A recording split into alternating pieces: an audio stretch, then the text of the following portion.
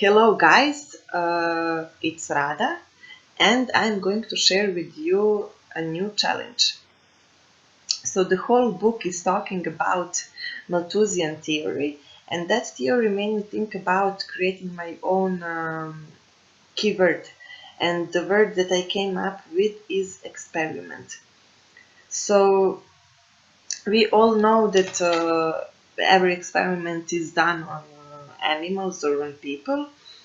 And for me, the most frustrating, in the same time fascinating moment is how we can no longer physically, neither psychologically, resist to a certain test.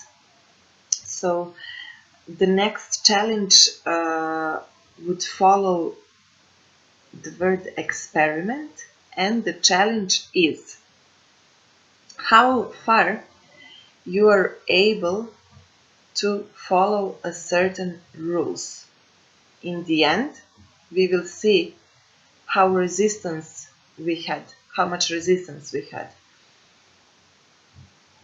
That's it. Let's test our tolerance, and I am very happy to see all of my colleagues working on this topic.